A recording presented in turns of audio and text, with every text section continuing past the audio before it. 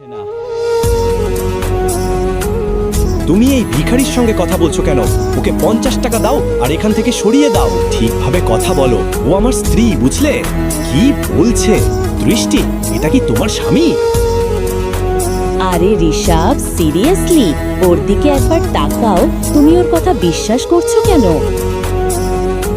ওর অবস্থা দেখো, ওর পাশে দাঁড়াতেই আমার লজ্জা লাগছে।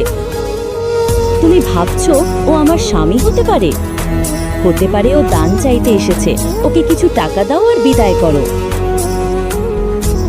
এই লোকটা কখনোই আমার স্বামী হতে পারে না। স্যার, আমার ইউএস যাওয়ার ফ্লাইট আছে 30 মিনিটের মধ্যে। তোমার টিকিট দেখাও। স্যার, টিকিটটা ভেতরে আমার ম্যানেজারের কাছে আছে। এই যে, বেরিয়ে যাও। এটা কোনো বাস স্ট্যান্ড না, এটা এয়ারপোর্ট। কেউ এমনিই ঢুকতে পারে না।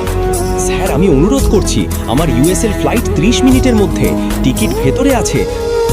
ভিখারি, তোমার জামা কাপড় নোংরা, তোমার স্যান্ডেল ফাটা, আর তুমি বলছো আধ ঘন্টার মধ্যে তোমার ইউএসএর ফ্লাইট।